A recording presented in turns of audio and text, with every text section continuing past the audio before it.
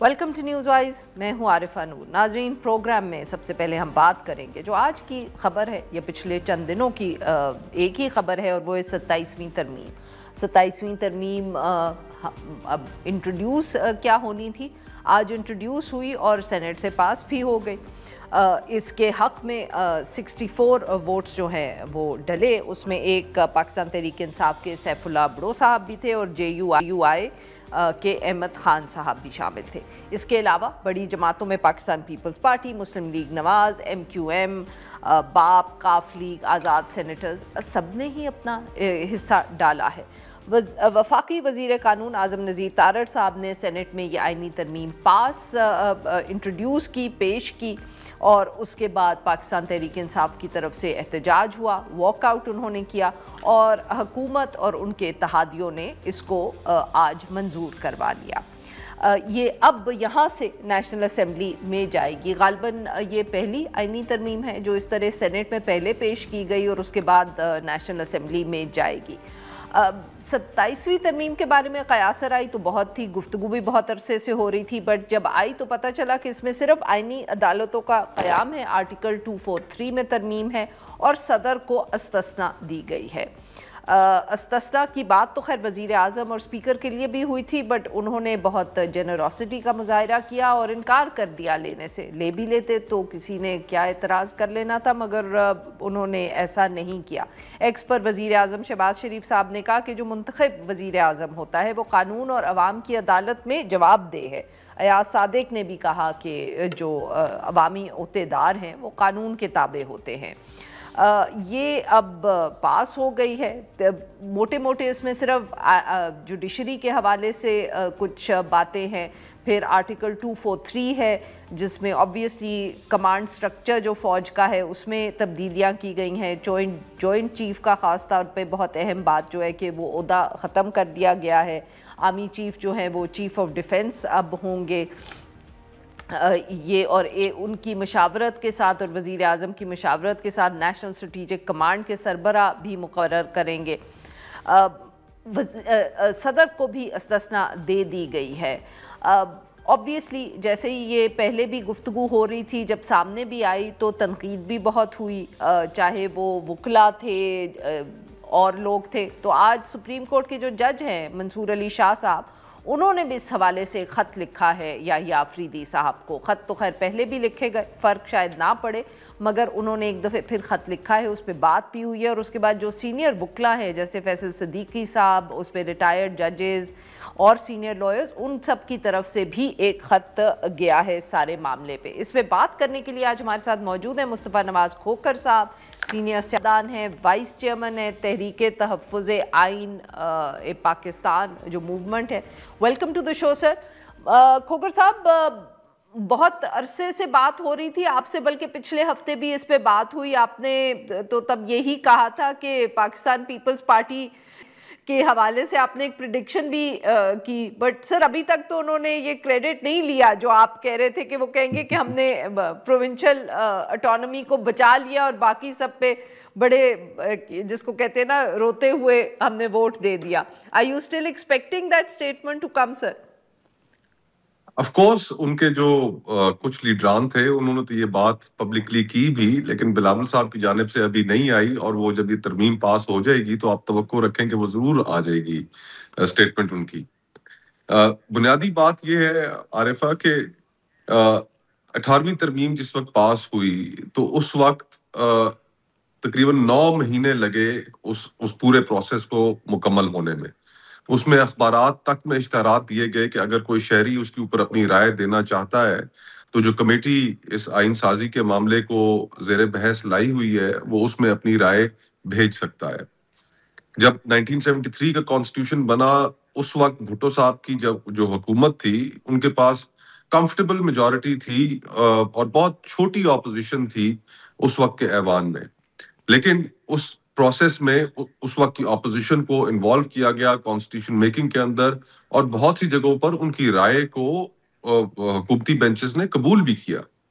ये जिस तरीके से अमेंडमेंट्स हो रही हैं, जिस तरीके से 26वीं आईनी तरमीम हुई, جس طریقے سے اب 27ویں ہوئی، ایک ایک دو دو راتوں کے اندر ان ترامیم کو منظور کرانا، ڈرافٹ کسی کو پتہ نہیں، تو یہ تو سامنے اس طرح لگتا ہے، یہ تو بڑی آبویس سی بات ہے کہ جیسے کوئی چوری کی جا رہی ہے اور آپ چھپا رہے ہیں کسی چیز کو اور بہت جلدی مکمل کرنا چاہتے ہیں۔ اس کے پیچھے ریزن یہی ہے کہ اس قومی اسمبلی ہو، پارلیمنٹ ہو، اس کو ایک تو مینڈیٹ حاصل نہیں ہے، جس طریقے سے اس کا وجود آیا وہ بھی پاکستان کا بچہ بچہ جانتا ہے، اور یہ اب صرف اور صرف یہ جو لیجسلیشنز ہیں، یہ جو آئین سازی ہے، یہ اپنے اقتدار کو طوالت دینے کے لیے، محفوظ بنانے کے لیے، اور بالکل صحیح۔ جو پرسن اسپیسیفک لیجسلیشنز کر کے یہ بس اپنے اقتدار کو طوالت دینا چاہتے ہیں۔ اس کے علاوہ تو ان ترامیم کا اور کوئی مقصد نہیں۔ آئین کا حلیہ بگڑ گیا ہے۔ 1973 constitution as we knew it, جو اس کی بنیادی جی فیچرز تھے، وہ آج منہدم کر دیے گئے ہیں، اور میں تو حیران ہوں کہ چیف جسٹس یحییٰ آفریدی صاحب اتنی خاموشی سے بیٹھے ہیں، جس سے ذہن میں یہ سوال ضرور پیدا ہوتا ہے کہ ایک ایسے ادارے کے سربراہ ہوتے ہوئے، جس ادارے کا مکمل سٹرکچر 70 سال 1956 کے بعد جس طرح کی سپریم کورٹ کا جو وجود ہمارے سامنے رہا ان دہائیوں پر، مکمل طور پر خاموش ہے۔ بنیادی سٹرکچر اس کا تبدیل ہو رہا ہے۔ ایسی امینڈمنٹس لے کر آگے آئی گئی ہیں فیڈرل کانسٹیٹیوشنل کورٹ اور پھر ججز کی ٹرانسفر کے حوالے سے، کہ وہ دنیا میں اس کی نظیر نہیں ملتی۔ یہ تو شاید کسی ڈکٹیٹرشپ، اب ہم کیا کہیں، اب ہماری کافی سملیرٹیز تو بنتی جا رہی ہیں مصر کے ساتھ اور دنیا کے ایسے دیگر ممالک کے جہاں پر جمہوریت اور شخصی آزادیاں اس طرح کی نہیں ہیں، لیکن ہمارے پاس کم از کم وہ ایک کاغذ پر موجود تھیں جس کے بارے میں ہم بات کر سکتے تھے، میڈیا کے اوپر آ کر کہہ سکتے تھے کہ یہ لکھا ہوا ہے، یہ ہمارا حق ہے، یہ چیزیں اس طرح ہونی چاہیے۔ لیکن اب تو وہ پورا کا پورا ڈاکیومنٹ، وہ ایک کنسنسس ڈاکیومنٹ جو سانحہ مشرقی پاکستان کے بعد بنا، اس کی جس طریقے سے بنیادیں صحیح، ہلا دی گئی ہیں، تو constitution is dead for all practical purposes. بالکل سر، اب تو وہ جیسے کہتے ہیں نا کہ 27ویں ہم پڑھ رہے ہیں۔ کھوکھر صاحب یہ بتائیے گا کہ سر اب آبویسلی اپوزیشن سے بہت امیدیں ہیں اس وقت، وکلا سے مجھے نہیں معلوم ہونی چاہیے کہ نہیں، کوئی آپ کو چانس نظر آ رہا ہے؟ آپ لوگ بھی بات کر رہے ہیں، پاکستان تحریک انصاف بھی ہے، کوئی آپ لوگ نکل سکتے ہیں سڑکوں پہ، کچھ مظاہرے کر سکتے ہیں، کچھ پریشر ڈالنے کی کوشش ہوگی حکومت پہ، یا جیسے ہم نے 26ویں کو ایکسیپٹ کیا یہ 27ویں کو بھی کر لیں گے؟ دیکھیے، اس کے اوپر ہم نے یہ پلان بنا رکھا ہے کہ اسی ہفتے موسٹ پروبیبلی آن فرائیڈے ہم ایک قومی مشاورتی کانفرنس بلائیں گے ادھر اسلام آباد میں۔ تمام اپوزیشن جماعتیں، وکلا رہنما، سول سوسائٹی کے لوگ، سب کو اس میں مدعو کریں گے، اور پھر اجتماعی دانش سے کہ آگے کیا حکمت عملی اپنانی چاہیے، وہ حکمت عملی اپنائیں گے۔ اس کے اندر ظاہری بات ہے احتجاج بھی شامل ہوگا، اس کے اندر اس آئینی ترمیم کو کس طرح ہم نے فردر عوام کی عدالت میں لے کر جانا ہے، کس طرح لوگوں کو باور کرانا ہے کہ یہ اس ملک کے ساتھ جو کھلواڑ ہو رہا ہے یہ صرف اپنے اقتداروں کو طوالت دینے کے لیے، اس کا عام آدمی سے کوئی تعلق نہیں، یہ صرف اس نظام کی طوالت ہے کہ جس میں 8 فروری کو عوام کے مینڈیٹ کو چھین لیا گیا تھا، اور اسی کو محفوظ بنانے کے لیے سب کچھ کیا جا رہا ہے۔ تو اس میں ہم انشاءاللہ اس ویک کے اینڈ میں ایک پلان دیں گے، اور ظاہری بات ہے اس کے اندر جلسے جلوس، پبلک ایجیٹیشن، یہ ساری چیزیں شامل ہوں گی۔ لیکن یہ بات بھی میں فرینکلی ایڈمٹ کرتا ہوں کہ اس وقت جو میس موبلائزیشن کا یا کسی بھی طرح کی موبلائزیشن کی جو انوائرمنٹ ہے، وہ پچھلے سال 1.5 سال میں جو ہم نے ایک ہائی ہینڈڈنس دیکھی ریاست کی جانب سے، اسٹیٹ اتھارٹیز کی جانب سے پیسفل پروٹیسٹرز کے اوپر، اس کی وجہ سے ایک خوف ضرور ہے، لیکن ہمیں اس خوف کو بالائے طاق رکھنا پڑے گا۔ اس پبلک مومنٹم کو ہمیں بنانے کے لیے آگے بڑھنا ہوگا، اور جب ہم وہ پبلک مومنٹم بنانے میں کامیاب ہو جائیں گے تو پھر ظاہری بات ہے کہ حکومت کو گھٹنے ٹیک کر پھر کوئی نہ کوئی گفت و شنید کرنی پڑے گی۔ سر میں آپ سے یہ ضرور یہاں پوچھوں گی، کا خیال نہیں ہے کہ جمعے تک تو ویسے ہی ذرا مطلب کہ آپ جلدی بھی کر سکتے تھے، جس تیزی سے حکومت اس کو پاس کر رہی ہے تو یہ تو اگلے ایک آدھ دن میں میرے خیال میں معاملہ سارا وہ نمٹ لیں گے. تو آپ تو جمعے کو کنسلٹیشن کر رہے ہیں, کیا اپوزیشن کو ذرا زیادہ جس کو کہتے ہیں نا چستی نہیں دکھانی چاہیے تھی اس سارے معاملے پہ؟ دیکھیے ہمیں تو یہ بات پہلے دن سے پتا تھی کہ نمبرز حکومت نے پورے کر لیے ہیں, ہمیں تو کوئی ابہام نہیں تھا. اور یہ نمبرز کس طرح پورے کیے گئے, سپریم کورٹ نے اس کے اندر باقاعدہ ایک فیسیلیٹیٹر کا کردار ادا کیا. انہوں نے ریزرو سیٹس کا فیصلہ حکومت کے حق میں کیا کہ جس کے بعد حکومت کو وہ مطلوبہ نمبرز حاصل ہو گئے جس کی بنیاد پہ وہ امینڈمنٹ کر سکتی تھی. پھر بہت سے درجن سے اوپر ایم این ایز کو سزائیں دی گئیں, ان کو ڈسکوالیفائی کیا گیا, اور پھر ان کی جگہ پر بائی الیکشنز کرائے گئے. بائی الیکشنز کرانے کے بعد ان کو فوراً ان کے حلف کرائے گئے. تو ہمیں تو یہ پہلے دن سے پتا تھا کہ یہ نمبرز کس چیز کے لیے پورے کیے جا رہے ہیں. اور یہ بھی آپ دیکھیے کہ اس سارے پروسیس کی اخلاقی حیثیت کیا ہے کہ دونوں ہاؤسز میں اس وقت جو اپوزیشن لیڈر ہیں ان کی کرسیاں خالی ہیں اور حکومت 27ویں آئینی ترمیم کرا رہی ہے. تو ہمیں یہ اندازہ پہلے دن سے تھا کہ نمبرز ان کے پاس پورے ہیں. اور اگر ہم آج یا کل کے اندر یہ کانفرنس رکھ لیتے فار ایگزامپل, تو ادھر سینٹ اور نیشنل اسمبلی کے اندر جو لڑائی لڑنی ہے, جو وہاں پر اپوز کرنا ہے, پھر وہ ہم نہ کر پاتے. ہم اس کانفرنس کے اندر لوگوں کی پارٹیسپیشن کو یقینی بناتے یا ہاؤس کے اندر پارٹیسپیشن کو یقینی بناتے. سو دیئرفور جس طرح 26ویں آئینی ترمیم حکومت نے پاس کرائی لی تھی, 27ویں بھی ہمیں پتا تھا کہ انہوں نے پاس کرا لینی ہے.